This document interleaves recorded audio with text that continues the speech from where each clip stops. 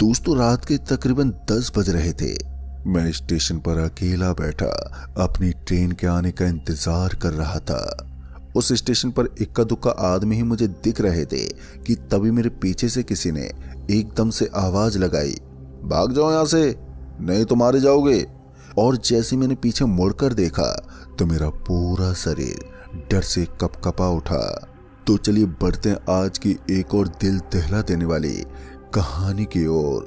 दोस्तों मेरा नाम मनोज है और मैं उत्तर प्रदेश के एक छोटे से गांव में निवास करता हूं। ये जो किस्सा मैं आपको बताने जा रहा हूं इसे बीते हुए काफी वक्त गुजर चुका है, लेकिन आज भी जब मुझे उस घटना के बारे में याद आती है तो मेरा पूरा शरीर डर से सहम उठता है। साल था 2015 का और महीना था नवंबर का। दरअसल उस वक्त मैं एक लड़की के साथ काफी वक्त से रिलेशनशिप में था और गांव देहात का मामला होने की वजह से ये बात अभी मैंने किसी से नहीं बताई थी।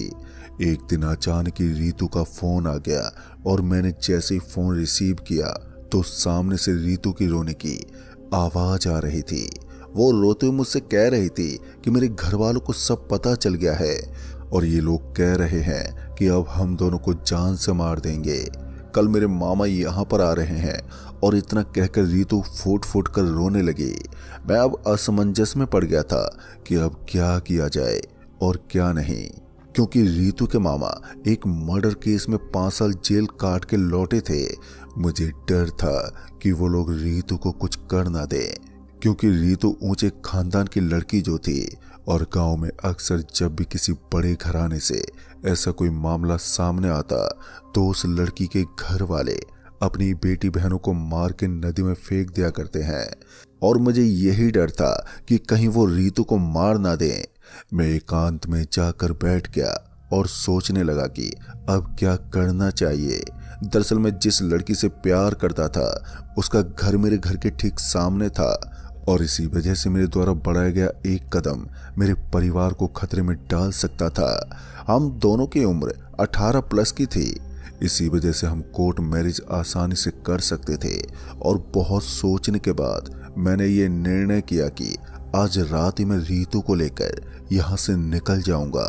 मैंने किसी तरह रीतू से बात की और आज रात मैंने उसे गांव के किनारे एक बगीचे में बुलाया। मैंने अपने कुछ दोस्तों से बात भी कर ली थी। उन्होंने केरला में एक रूम रेंट पर ले रखा था। रात के ठीक 11 बजे रीतू मुझसे मिलने बगीचे में आई और मैंने अपनी जिंदगी में एक सबसे बड़ा फैसला लिया। हम दोनों रात में केरला के लिए रवाना हो गए और 2 दिनों के लंबे सफर के बाद हम केरला पहुंचे। मैंने रीतू से केरला में एक कोर्ट मैरिज की। अभी हमें यहाँ रुके मुश्किल से कुछ ही दिन हुए थे कि मुझे मेरे गांव में रहने वाले दोस्त का फोन आने लगा। मैंने अपने एक दोस्त से जब फोन पे बात की तो उसने मुझसे कहा, अरे भाई मनोज कहाँ पर है तू? कुछ लोगों को शक हो गया तुम पर। कुछ दिनों के लिए तू घर आ जा, फिर चले जाना। अपने उस दोस्त के मुंह से इतना सुनते ही मैं तो घबरा गया और मैंने सोचा कि शायद मुझे अपने गांव जाकर देखना चाहिए कि आखिर माजरा क्या है। लेकिन मेरे सामने एक समस्या ये थी कि मैं रीतू को अकेला छोड़कर भला कैसे जा सकता था और मैं इसी असमंजस में पड़ा था। मैंने इस बार में रीतू से बात भी की। तभी मैंने कहा, बस 2 दिन में मैं वापस लौट कर आ जाऊंगा, तब तक तुम यहीं पर रहना। मेरे कुछ दोस्तों 2 किलोमीटर के दायरे में ही रहा करते थे। मैंने 1 हफ्ते का राशन खरीदकर रीतू के रूम में रखवा दिया और 2 दिन के बाद मैं ट्रेन से अपने गांव लौट आया। और जैसे मैं अपने घर पहुंचा तो मेरे घर वालों से मुझे पता चला कि रीतू के घर वालों को मुझ पर शक हो गया है कि शायद मैंने उसे भगाकर शादी की है। तभी मैंने अपने मम्मी और पापा से सब कुछ सच सच बता दिया। मेरे और रीतू के शादी की बात जानकर मेरे घर वाले मुझसे बहुत ही नाराज हो गए। मेरी माँ मुझे लेकर बहुत ही ज़्यादा चिंतित हो गई थी। मेरे पापा मुझे लताड़ते हुए मुझसे कहने लगे, तुझे पता भी है कि तूने क्या किया है? जिस घर की लड़की से तूने शादी की है उस खानदान के लोग अपनी बेटी को गाँव समाज के डर से जान से मार देते हैं। तुम जल्दी यहाँ से निकल जाओ, तुम्हें यहाँ नहीं आना चाहिए था। अगर उस लड़की के परिवार वालों को भनक भी लग गई कि तुमने उस लड़की से शादी की है तो अंजाम कुछ भी हो सकता है। अब मेरे पापा के मुंह से इतना सुनते ही मैंने उन्हें दिलासा देते हुए कहा, आप चिंता मत कीजिए, सब ठीक हो जाएगा। और मैं कल ही केरला के लिए निकल जाऊंगा। इतना कहकर मैं अपने गांव में निकल गया, ये देखने के लिए कि आखिर मेरे गांव के लोग किस बात पर चर्चा कर रहे हैं। शाम के तकरीबन अभी 6 ही बज रहे थे और जैसे मैं गांव में रीतू के घर से होकर गुजरा तो मैंने कुछ लोगों को आपस में फुसफुसाता सुना कि इस मनोज और रीतू का काफी समय से चक्कर चल रहा था। मैंने रात को अक्सर उस बगीचे में मनोज को जाते देखा है। दोस्तों में इतना सुनते हड़बड़ा गया और मैं तुरंत अपने घर लौट आया और मैं अपने कमरे में जाकर सोचने लगा कि अब यहाँ पर रुकना ठीक नहीं है। अगर यहाँ मुझे कुछ हो गया तो वहाँ रीतू भी अकेली है। मैं अगली सुबह ही निकलने के लिए अपने दोस्तों से मैंने बात की ताकि वो मुझे रेलवे स्टेशन तक सुबह छोड़ दे। अपने दोस्तों से बात करने के बाद मुझे थोड़ी तसल्ली हुई और मैं बिना कुछ खाए पिए सोने चला गया। फिर अगली सुबह जब मेरी आंख खुली तो मुझे अपने घर के बाहर बहुत से लोगों के बोलने का शोर सुनाई दे रहा था। मैं घबरा गया कि इतनी सुबह सुबह आखिर क्या हो गया है। मैं ये देखने के लिए अपने घर से बाहर निकला कि आखिर माजरा क्या है। अभी मैं अपने घर के दरवाजे पर खड़ा ही था कि रीतू की माँ मुझे गाली देते हुए कह रही थी कि मारो इसे, इसी ने मेरी बेटी को बहला फुसलाकर शादी की है। रीतू के माँ के मुंह से इतना सुनते ही उसके घर वाले सहित और उसी के बिरादरी के सभी लोग एकदम से मुझ पर टूट पड़े। इससे पहले कि मैं कुछ कर पाता, गुस्से में बेकाबू उन लोगों ने मुझ पर लात घूसों की बरसात कर दी। मेरे पापा मुझे उन लोगों से छुड़ाने की कोशिश करते रहे, लेकिन आक्रोश में रीतू का पूरा परिवार मुझे छोड़ने को जरा भी तैयार नहीं था कि तभी मेरे गांव के मेरे कुछ दोस्त मेरे घर के पास पहुंचे और मेरी हालत देखकर मेरे दोस्तों ने मुझे उस भीड़ से बड़ी मुश्किल से निकाला। कोई कुछ भी सुनने को तैयार ही नहीं था। रीतू के माँ ने अपने मोबाइल में मेरी और रीतू की एक साथ की फोटो मेरे साथ ही गांव के और कुछ लोगों को दिखाई, जिसे देखकर मैं एकदम से सोच में पड़ गया कि आखिर ये तस्वीर रीतू के माँ के पास आई तो आई कैसे। अब मेरी सच्चाई सबके सामने आ चुकी थी। मेरी और रीतू की एक साथ तस्वीर देखकर गांव वालों के भीड़ से बस एक ही आवाज आ रही थी कि इसे मार डालो, कि ये हमारी जाति का नहीं है। मैं इधर अपने दोस्त के कंधे के सहारे चोटिल अवस्था में बैठा हुआ था कि तभी वो भीड़ एक बार फिर मुझे मारने के लिए आगे बढ़ी ही थी कि एक आवाज के साथ चारों तरफ खामोशी छा गई। वो आवाज पुलिस की जीप की थी। मेरे दोस्त पवन ने मौके पर ही पुलिस को ये सारी सूचना फोन पर बता दी थी। मेरे परिवार वाले और रीतू के परिवार वालों से वो पुलिस पूछताछ करने लगी कि आखिर बात क्या है। तो रीतू के परिवार वालों ने अपनी तरफ से कुछ और बातें बनाकर पुलिस वालों को भड़का दिया। अब वो पुलिस वाले मेरी ओर तीखी नजरों से देखते हुए आगे बढ़े और गुस्से में कहने लगे कि तुमने इनकी बेटी को जबरदस्ती भगाकर शादी की है। तभी मैंने उस पुलिस वाले से कहा, आप कुछ देर यहीं रुकिए, मैं अभी आता हूँ। अब मैं अपने दोस्त के सहारे अपने कमरे में लड़खड़ाते हुए गया और मैं अपने कमरे से अपने हाथ में कोर्ट मैरिज की एक फोटोकॉपी लेकर लौटा।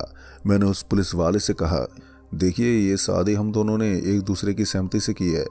मेरे इतना कहते ही वो पुलिस वाले कुछ देर के लिए खामोश हो गए कि तभी रीतू के घर वाले उस पुलिस वाले को अपने साथ एकांत में ले गए और कुछ देर तक आपस में बातचीत करने के बाद गांव के सरपंच, रीतू के परिवार वाले सहित सबने ये निर्णय लिया कि मैं और रीतू इस गांव में कभी नहीं आएंगे। मुझे उन लोगों का ये फैसला मंजूर था। मैंने लड़खड़ाती आवाज में कहा, ठीक है, मुझे आप सबका ये फैसला मंजूर है। मेरे इतना कहते इस मामले को वहीं पर सुलझा दिया गया और सभी गांव वाले अपने अपने घर चले गए। लेकिन रीतू के परिवार का गुस्सा अभी थमा नहीं था। पुलिस वाले के कहने पर वो लोग भी अपने घर चले गए और जाते वक्त उन्हीं पुलिस वालों में से एक ने मुझे अपना नंबर देते हुए कहा, अगर आपको उस लड़की के परिवार वालों से कोई समस्या हुई तो तुरंत मेरे पास फोन करना। मैंने उन पुलिस वालों को धन्यवाद कहा और एक साथ कई लोगों की मार पड़ने की वजह से मेरे हाथ और पैर चोटिल हो गए थे। तभी मैंने अपने चौराहे के डॉक्टर से मलहम पट्टी कराई और दिन भर घर में लेटा रहा और शाम होते ही मैंने तुरंत ही रीतू के पास फोन किया, लेकिन ना जाने क्यों रीतू फोन उठा ही नहीं रही थी। कई बार प्रयास करने के बाद भी सामने से मुझे कोई जवाब नहीं मिला। मेरी रीतू को लेकर अब चिंता बढ़ने लगी थी। मैंने कुछ देर के बाद फोन किया तो रीतू का फोन अब स्विच ऑफ हो चुका था। तभी मैंने घबराहट में अपने दोस्तों के पास फ़ोन किया तो सामने से वो मेरा फ़ोन काट दे रहे थे। मुझे रितु को लेकर इतनी चिंता बढ़ गई कि मैं आज शाम को ही चोटिल हालत में मैं अपने एक दोस्त को लेकर रेलवे स्टेशन की ओर निकल पड़ा। मेरे घर वालों के लाख मना करने पर भी मैं नहीं रुका और मेरा दोस्त पवन मुझे रेलवे स्टेशन पर छोड़कर चला गया। तभी मैंने आपातकालीन में ट्रेन का टिकट निकाला, लेकिन समस्या ये थी कि मुझे एक और ट्रेन बदल कर जाना था जो कल रात ठीक 10 बजे की थी। फिर मैं ट्रेन में जाकर अपनी बोगी में बैठ गया। चिंता के मारे में लगातार रितु के पास फोन मिलाया जा रहा था, लेकिन ना जाने क्यों उसका फोन स्विच ऑफ हो गया था। रात के अभी तकरीबन 9 बज रहे थे। मेरी बोगी में कुछ ही गिने चुने लोग बैठे हुए थे। ट्रेन की खिड़की के पास में बैठा हुआ था और कुछ समय के बाद ही अब ट्रेन भी अपनी मंजिल की ओर चल पड़ी कि तभी अचानक सिर दर्द के मारे मेरा सर फटने लगा। मैं दर्द के मारे अपना सिर पकड़कर बैठ गया। शरीर तो पहले से ही जख्मी था और अब ये सिर का दर्द मुझसे बर्दाश्त नहीं हो रहा था कि तभी मुझे एक अजीब सी आवाज़ सुनाई दी। क्या हुआ बेटा? मैंने एकदम से अपनी गर्दन उठाकर देखा तो मेरे ठीक सामने एक आदमी खड़ा था और जैसी मेरी नज़र बोगी के चारों तरफ गई तो जैसे मानो डर से मेरा कलेजा मुंह में आ गया हो। तभी मैंने देखा कि 5 लोग जिन्हें मैंने शुरू में देखा था अब वो बड़े ही अजीब नज़र से मुझे घूरे जा रहे थे और जो आदमी मेरे सामने खड़ा था उसका चेहरा बहुत ही बुरी तरह से जला हुआ था। मैंने डर के मारे लड़खड़ाती आवाज़ में कहा, नहीं कोई बात नहीं है, आप जाइए अपनी सीट पर बैठ जाइए। मेरी इतनी हिम्मत नहीं हो रही थी कि मैं अपनी गर्दन उठा के उन लोगों की ओर देख सकूं। कुछ देर के बाद मैं जिस बोगी में बैठा था उस बोगी में जल रही लाइट बंद हो गई, जिसके कारण पूरी बोगी अंधेरे की चपेट में आ गई।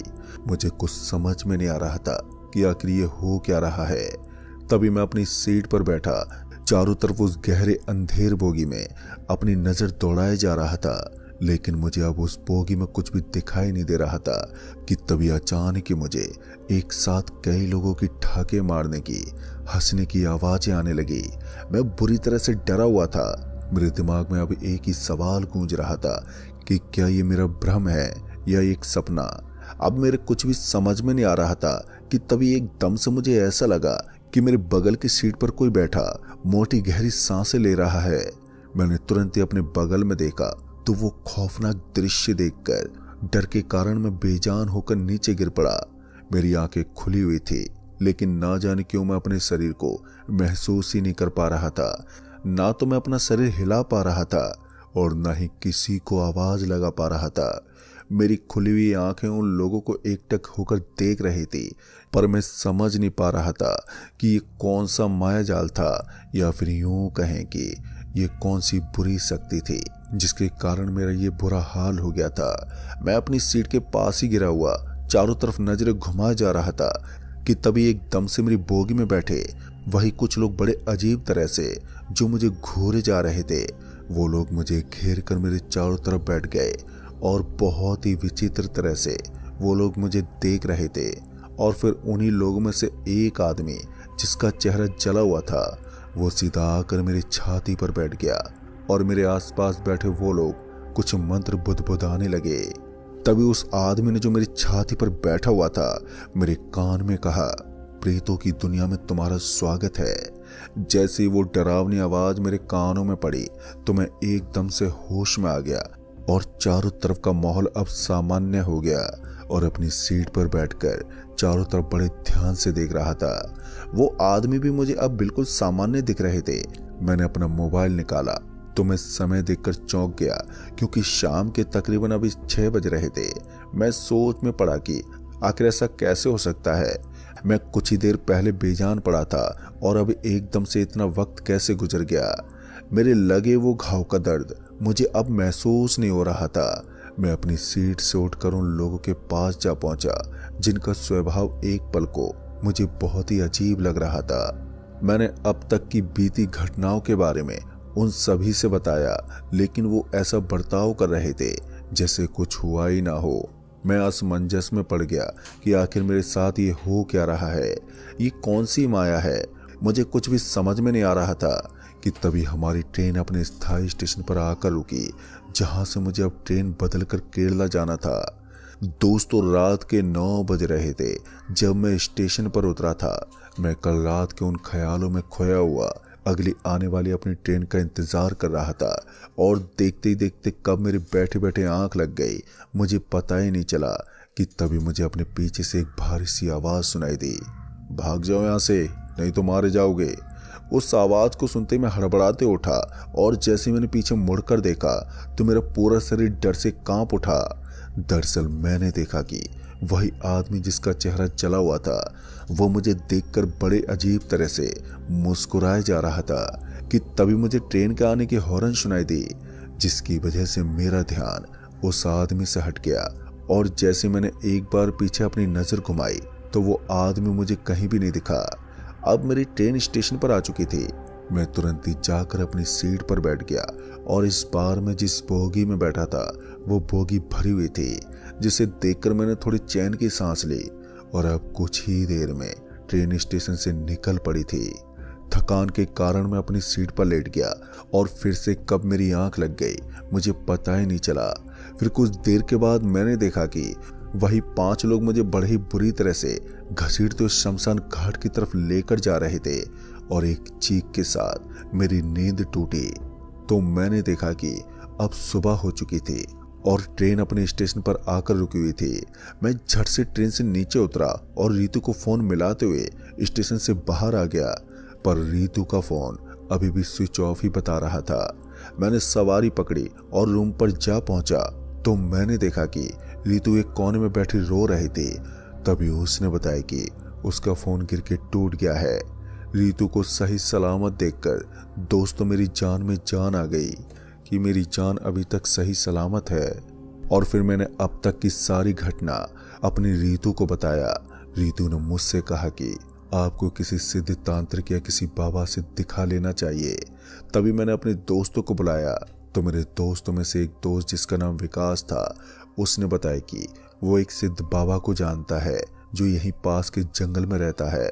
फिर हम तीनों फौरन उन बाबा के पास जा पहुंचे। जैसे उन बाबा की नज़र मुझ पर पड़ी तो वो मेरे बारे में बताते हुए कहने लगे कि किसी ने इसके ऊपर काला जादू किया है जिसके प्रभाव से इसे इस तरह के भ्रम हो गए थे। असल में जो भी इसने महसूस किया है वो एक तरह की चाल थी जिसका असर कुछ ही दिनों में खत्म हो जाएगा। चिंता करने वाली कोई बात नहीं है। फिर मैंने थोड़ी हैरानी से उन बाबा से कहा, ये टोटका मुझ पर किया कैसे गया है?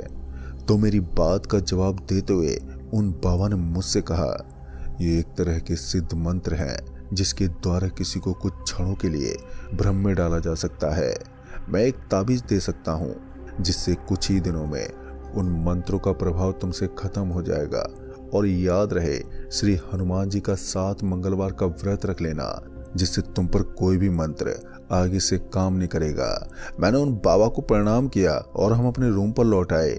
और जैसा कि उन बाबा ने मुझसे कहा था तो मैंने ठीक वैसा ही किया और कुछ दिनों में मैं पहले जैसा स्वस्थ हो गया। दोस्तों, इस घटना को बीते काफी वक्त गुजर चुका है और आज मैं अपने परिवार के साथ गृहस्थ जिंदगी जी रहा हूँ। तो दोस्तों, आज की कहानी में बस इतना ही। कहानी आपको पसंद आई हो